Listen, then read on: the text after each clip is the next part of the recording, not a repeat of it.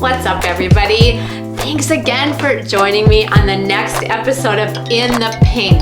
And if you are not familiar with what that term means, that is a term that was coined way back in the 1500s, before pink was even a color. And it has to do with wishing someone their optimum health and happiness. So today we are going to look at gut health, and we are filling in that blank with Alzheimer's or dementia. But first, we're always going to start out with the what we know. So my first what we know that Alzheimer's is the most common form of dementia, which is basically a general term used for memory loss or other cognitive abilities that affect your everyday life. And in fact, as our population ages, 1 in 3 people are expected to be diagnosed with Alzheimer's. And my next what we know that as people and animals age, the bacteria or the microbes, the microbiome in their gut changes. The population of the bacteria tend to be less diverse, meaning less different varieties. And this loss of diversity makes room for pathogenic varieties to plant and thrive. And my next what we know that Alzheimer's disease actually causes changes in the brain up to 2 decades prior to when symptoms even start to become noticeable. And a study at Washington School of Medicine also confirmed that the bacteria that live within our gut also change before Alzheimer's symptoms arise. And my last what we know, studies in the United States alone show that the annual health costs associated with Alzheimer's and dementia patients comes in at the tune of $600 billion annually. All right, let's move on. Let's move on and just define what Alzheimer's disease is. Alzheimer's disease is a neurodegenerative disease characterized by progressive cognitive impairments that have an impact on daily life and functioning. These cognitive impairments affect abilities such as decision-making, memory, problem-solving, thinking, and even mobility. And they often come accompanied by personality changes. Now, this cognitive decline is attributed to a couple different things. First one being an amyloid beta protein, and the second one being a tau protein. Now, the amyloid beta is a protein that is neuron or nerve cell protective in the brain. And what happens, they start to form these clumps and then they deposit plaques in the brain. And the second one is a change in this tau neurofibrillary tangle. And the tau protein happens to be kind of an exoskeleton that helps stabilize nerve cells in the brain.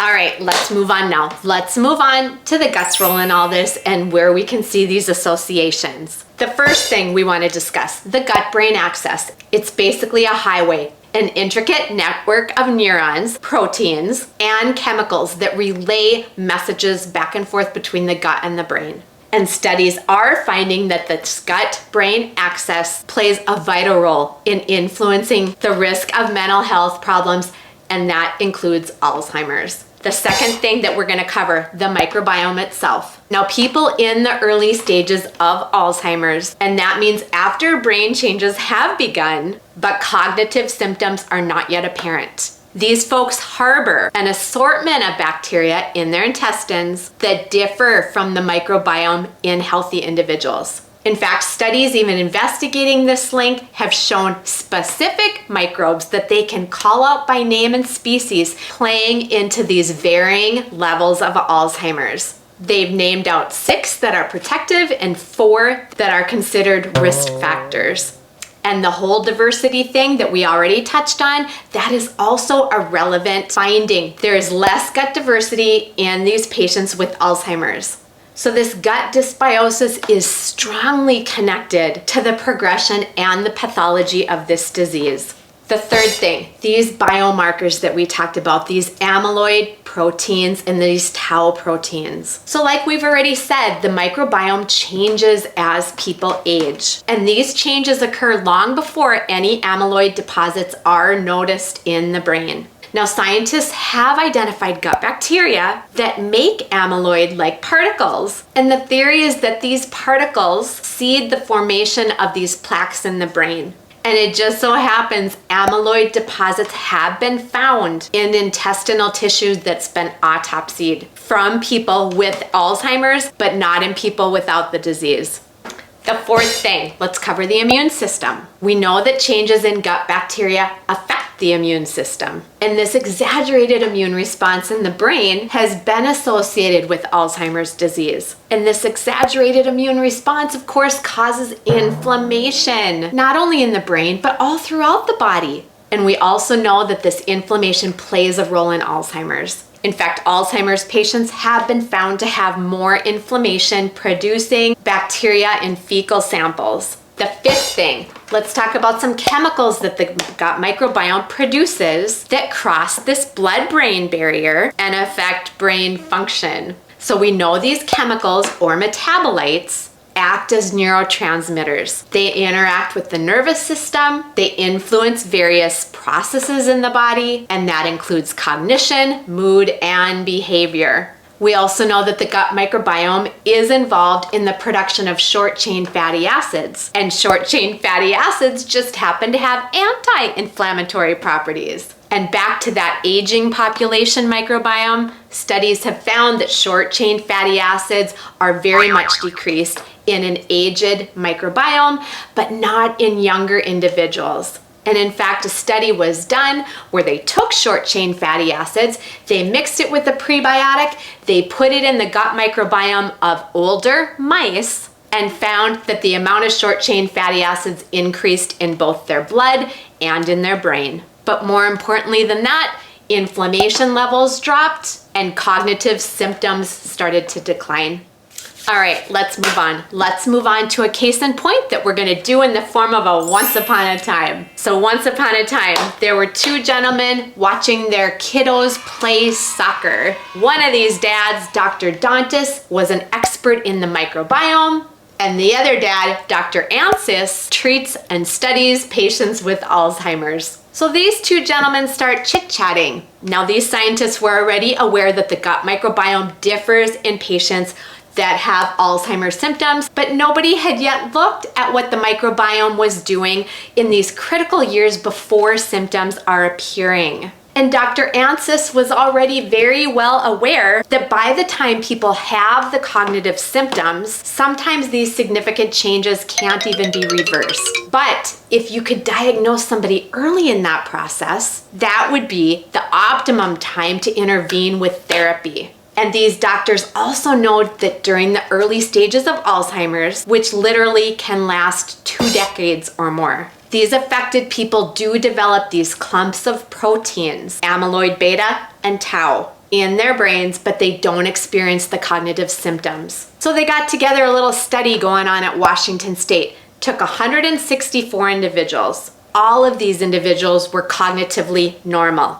As part of the study, they supplied stool samples, blood samples, cerebral spinal fluid. They went through PET scans and MRIs, and they even had to keep food diaries. And what the researchers did, they looked for these levels of proteins, and it happened that 49 of these folks had signs of early Alzheimer's. And what did we say at the beginning? About 1/3 of the people, and that's exactly how this all panned out. What they also found out is these individuals that had the increased proteins also had a very different microbiome. In fact, markedly different species. And of course, every different species has different biological processes that they do in the body. And this was despite eating basically the same diet. Now let me quote a couple things that Dr. Dantas said after this study was complete. First thing he wanted noted, if there's a causative link, most likely that link would be inflammatory. Shocker. And the second thing, I quote, bacteria are these amazing chemical factories, and some of their metabolites affect inflammation in the gut or even get into the bloodstream where they can influence the immune system all over the body. You guys, it is so circular in motion. Don't I say that all the time? Everything is tied together. All right, let's move on. Let's move on to some healthy practices. What are some things that we can be doing on a daily basis that are gonna affect our health picture in the long haul? The first thing, just say it with me, diet. We always talk about diet. It is something that everybody does on a daily basis, and making those food choices is really a big deal. Eat a diverse diet, meaning plenty of prebiotic foods, plenty of probiotic foods, whole foods, every color of the rainbow. Shop from the outside of your market. Eating fermented foods, things like kefir, kimchi, sauerkraut. Fermented foods are rich in probiotics. High fiber foods, including high quality, high fiber grains, fruits, and vegetables. They help reduce inflammation. In fact, certain gut bacteria take this fiber and convert it into short-chain fatty acids. And short-chain fatty acids are also anti-inflammatory. Eat less sugar. I cannot say this loud enough or often enough, and that includes artificial sweeteners. They are detrimental to our microbiome. That is what the pathogenic bacteria feed off of. To wrap up this diet section, studies are documenting that patients with Alzheimer's, their symptom profiles improve when they are on a ketogenic diet, when they are on a Mediterranean diet, and even diets that are targeting hypertension or neurological disorders. It matters. Food choices matter. The next thing, exercising. Exercising on a daily basis. I'm not talking running a marathon. I'm talking getting in 20 solid minutes of intentional moving your body on a daily basis. And that plays hand in hand with sleep. Getting enough rest is just so important for our bodies. You guys, so much healing goes on when we are at rest. Regeneration, autophagy, so many things. Quit smoking. Put down those antibiotics unless they are absolutely necessary. They wreck our gut microbiome. And the last thing, consider supplementation. Research is showing that especially a combination of prebiotics and probiotics in the form of supplementation is proving therapeutic for Alzheimer's patients. And this, my friends, rolls us right into the best part. Let's talk Plexus. Let's talk Plexus and how Plexus can play a role into your health picture. We always start with TRIPLEX. It is a cornerstone product for a reason. That slim pink drink, especially if you choose the microbiome activating, because it's got that prebiotic fiber in there to help feed the probiotics that we plant with the PROBIO 5. And the PROBIO 5 is a premium probiotic with 5 different strains of probiotics. It also has an enzyme blend in there that helps break up yuck, help move out that pathogenic bacteria. And that coupled with the BIOCLEANSE. The BIOCLEANSE is an oxygenated magnesium product that we need on a daily basis, not only for the magnesium that our body desperately needs, but because of the properties of giving us a daily gentle cleanse and helping move that pathogenic bacteria out.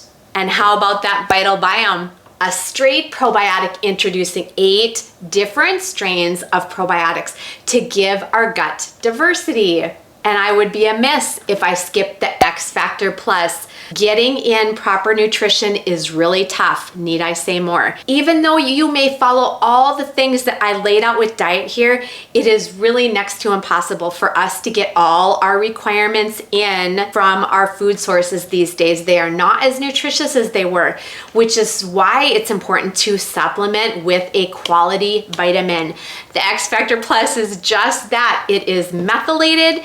It includes aloe in the formulation to help absorb those nutrients from the vitamin, both fat soluble and water soluble. But not only that, it's plus. It's also got polyphenols in there. It's got other nutrient-rich blends to give our body what it needs on a daily basis. And let's not forget Ease. Ease capsules are formulated to keep inflammation levels low in the body. And why? Because low levels of chronic inflammation are related to a higher prevalence of chronic disease. And by this time, you should be able to repeat that one in your sleep. And the last thing I want to touch on today are the greens. The greens are fermented fruits and vegetables in a powder form you can add to any beverage that you would like. It is a delicious berry flavor. This does not taste or smell like grass clippings. It really is delicious. And again, getting those fermented fruits and vegetables into your diet in an easy and accessible way. All right, y'all. Thank you so much for hanging with me till the very end. And if you are new to this Plexus train and have no idea what I am talking about, I'm gonna list in that description box my link. Get on there, nose around, ask me some questions. Curiosity will get you on this train every time. I'm also gonna include in that description box videos I've done in the past over the products we have talked about today, some of the playlists we're working on, and the current one is gonna be right here called In the Pink. So if you have not caught all those episodes, they should be easy for you to sort through. And you might just wanna join me here again next time, because what happens in the gut does not stay in the gut. It affects everything, which is gonna lead into many more episodes of In the Pink.